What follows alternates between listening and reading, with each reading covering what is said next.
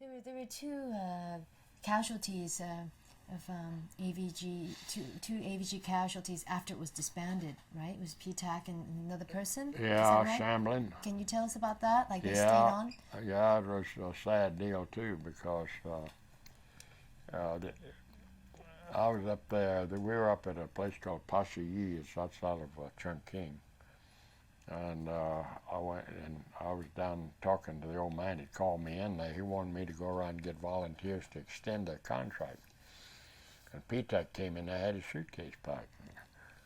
And I told him before he went in, I said, the old man wants us to extend our contract for 2 weeks. And sure. So he turned around, he never even saw the old man. He turned around and came out. And so in that 2 week period, I was very careful to try to see that I didn't have these guys on some mission. I knew they wouldn't get jumped as far as enemy aircraft. But the Chinese had some little obscure village that they wanted hit. And they must have been important because they had a lot of anti-aircraft and they got shot down by ground fire. I really felt sorry about it because he and Red were, hooked up. And as a matter of fact, she was with a child at the time. But she's never held it against me. It was one of those things that happened.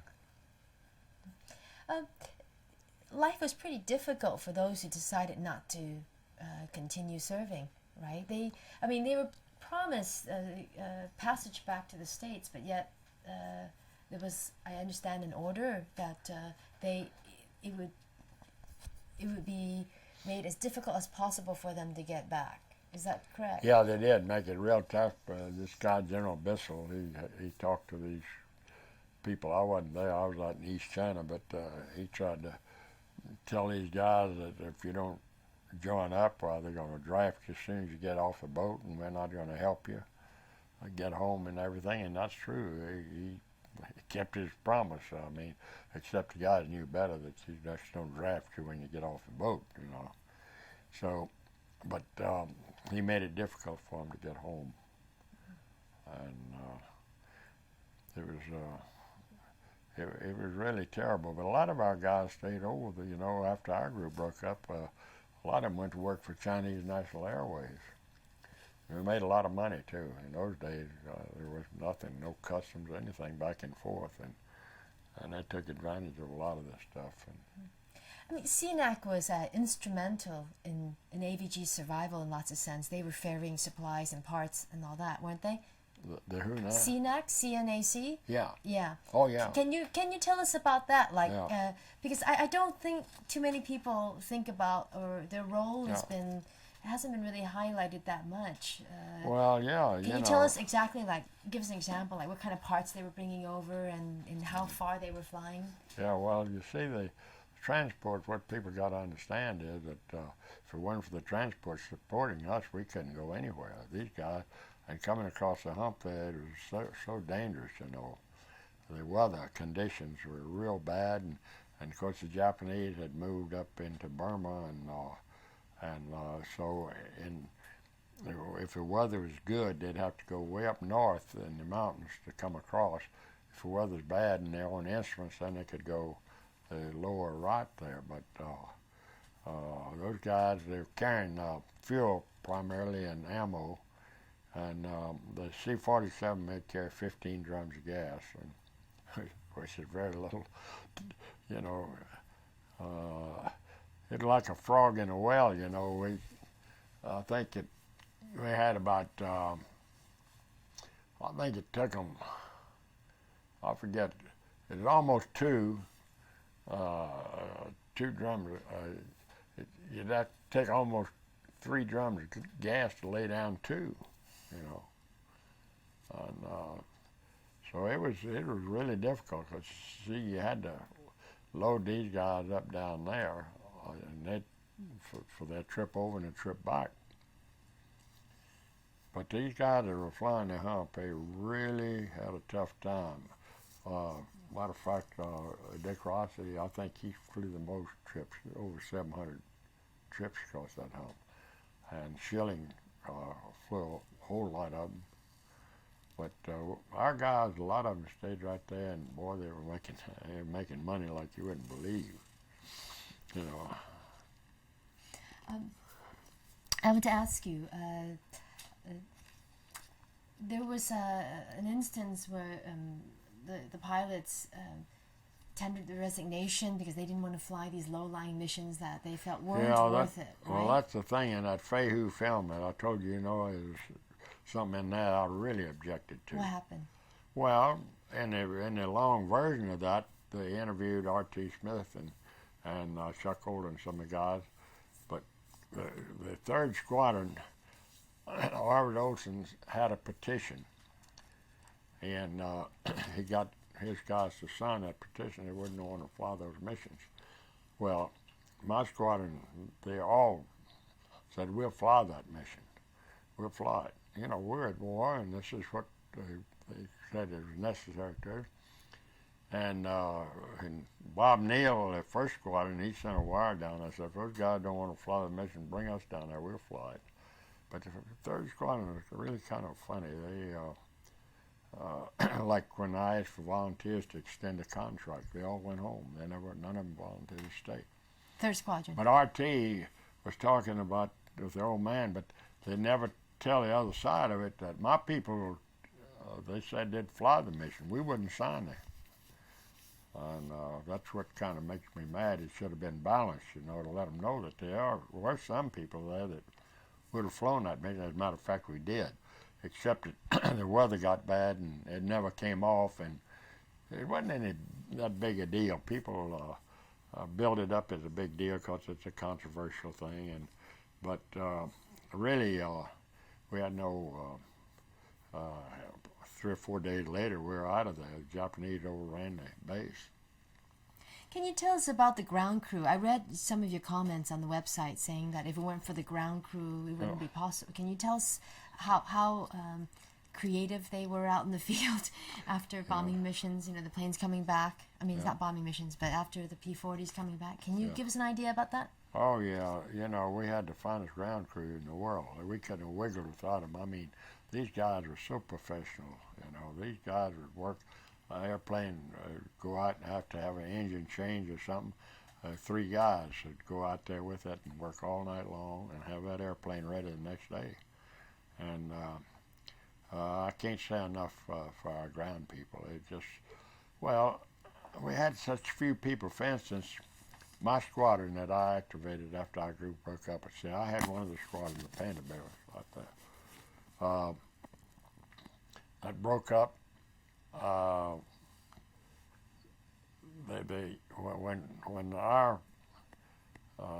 When our group broke up, I came down off a mission. They said, sign here, take the oath, you're in the Major Hill 75th Fighter Squadron. No physical, nothing, But my squadron had about 45 ground people and about at that time, and about 2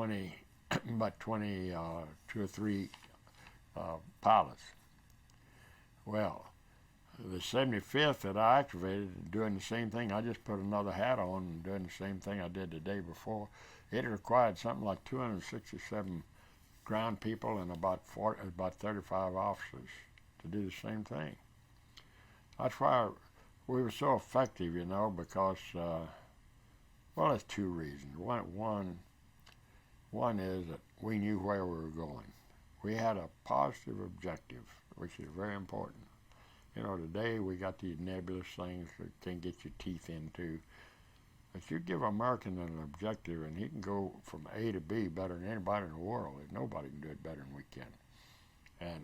But when you're around in one of these nebulous things, like we got going right now, of graduated response, you hit this guy on the head, and he hits you on the head, and you hit him twice as hard, and pretty soon you'll quit. You don't do that.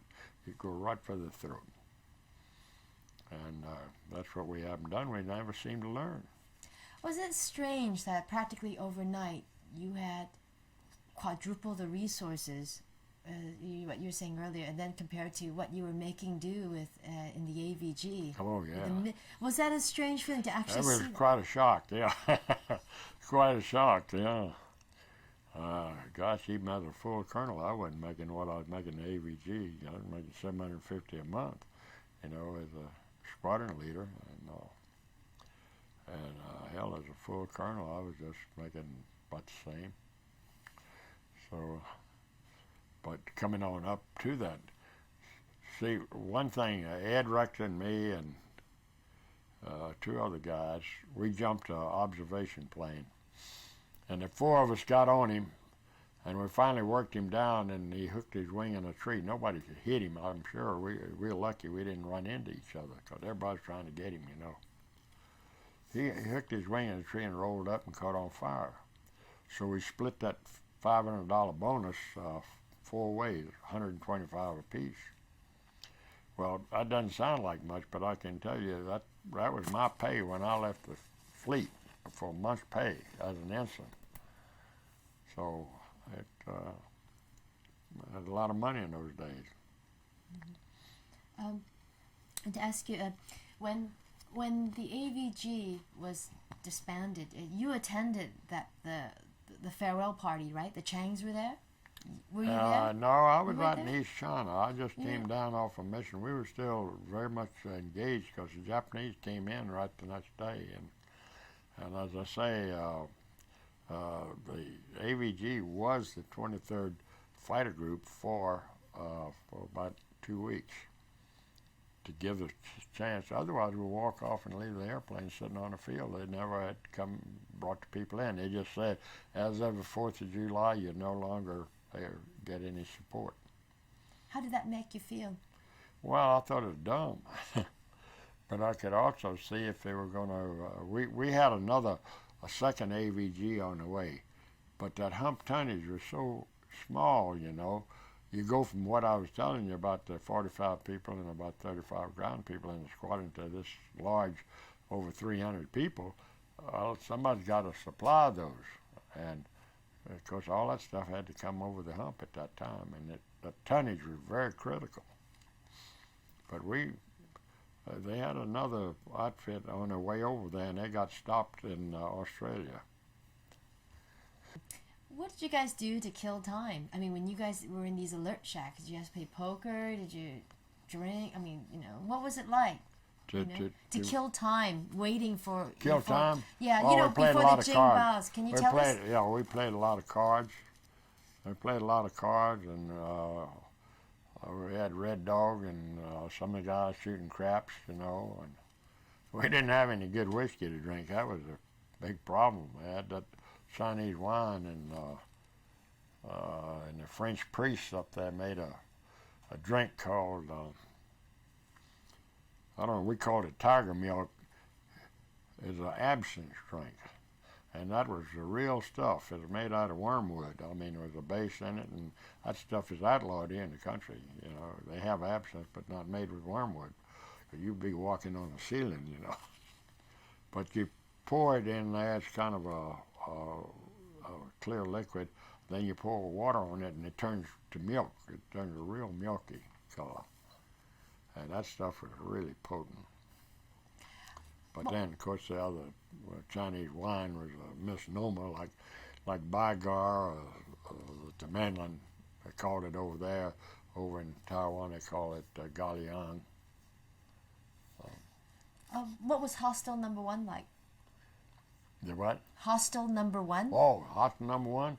It was great. It was a typical thing with bunks around in it. We didn't have... I know I almost died the first night we got in there because they didn't have anything but these charcoal braziers, and this is in the wintertime. It's cold, and so we didn't have any ventilation in there. And boy, by midnight I had the worst headache I ever had in my life, and I realized what was happening. So I knocked the wind out. Actually, got some fresh air in there. Otherwise, the carbon monoxide would have gotten us. But it was adequate. We were warm, and of course we in the clothes most of the time. We sleep in a flying suit, but we had warm gear. It was all Navy stuff. The gear that we used was Navy issue. Was it like a 5-star hotel compared to Tungu days? Uh, Actually, except for the weather in Kunming is beautiful. You know, it's like Colorado. It's just great. But no, the actually the quarters were still about like Tungu. You know, the way you got bunks lined up like that, and you got mosquito nets, and